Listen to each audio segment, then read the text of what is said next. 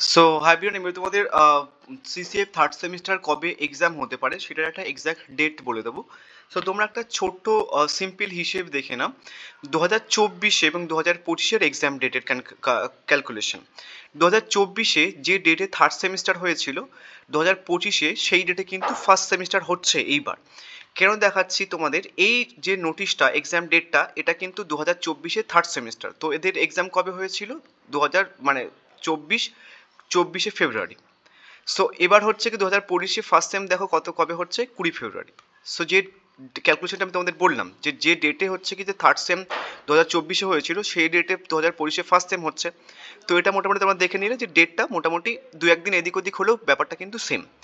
তাহলে আর একটা সিম্পল হিসেব, এবার তোমাদের সিসিএফ থার্ড সেমিস্টার কয় পরীক্ষা হতে পারে সেটা হিসেব হচ্ছে কি এটা 2024-এ যে ডেটে ফার্স্ট সেম হয়েছিল 2025-এ সেই ডেটে কিন্তু থার্ড সেম হবে। কেননা এই ক্যালকুলেশনটা যদি হিসেব করি তাহলে এটাই হচ্ছে কি দাঁড়াচ্ছে। তাহলে হচ্ছে কি আরেকবার বলে দিই যে 2024-এ যে ডেটে ফার্স্ট সেম হয়েছিল 2025-এ সেই ডেটে কিন্তু থার্ড সেম হবে। তা 2024-এ ফার্স্ট সেম কবে হয়েছিল?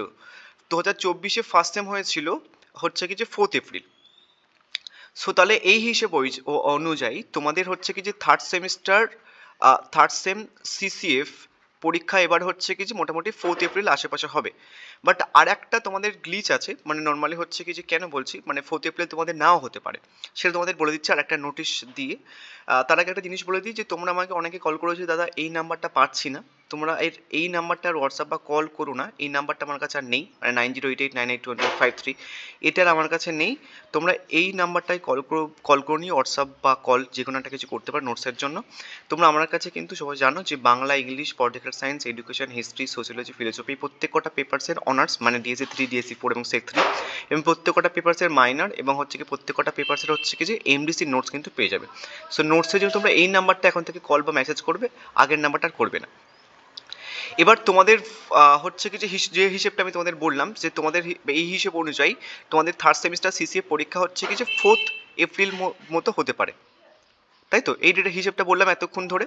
বাট একটা গ্লিচ আছে, সেটা হচ্ছে কি যে 2024-এ এই যে থার্ড এবং ফার্স্ট সেমের মাঝখানে আর একটা পরীক্ষা হয়েছিল, তো সেটার জন্যই হচ্ছে কি যে পরীক্ষাটা 4 এপ্রিল নিয়ে গেছিলো, ঠিক আছে? 4 এপ্রিল নিয়ে গেছিলো।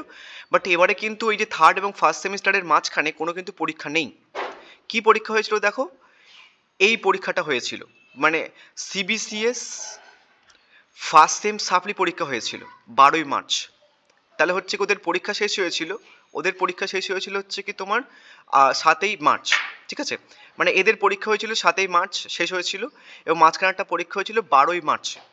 তো সেই কারণের জন্য ডেটটা মানে ফার্স্ট সেমিস্টার ডেট হচ্ছে কিছু 4 এপ্রিল নিয়ে গেছিলো, বাট মাঝখানে কিন্তু এইবারে 2025 সিনারিওতে এই জায়গাটায় কোনো কিন্তু ডেট নেই। তো সেই কারণের জন্য তোমাদের পরীক্ষা এবার মোটামুটি 27 থেকে 29 মার্চ এই টাইম ডিউরেশনে কিন্তু হতে পারে, ঠিক আছে? তো যে হিসেবটা আমি তোমাদের বলেছিলাম 2024-এ যে ডেটে থার্ড সেম হয়েছিল 2025-এ সেই ডেটে ফার্স্ট সেম হচ্ছে, এবং 2024-এ যে ডেটে ফার্স্ট সেম হয়েছিল সেই ডেটে কিন্তু এবার থার্ড সেম সিসিএফ হবে।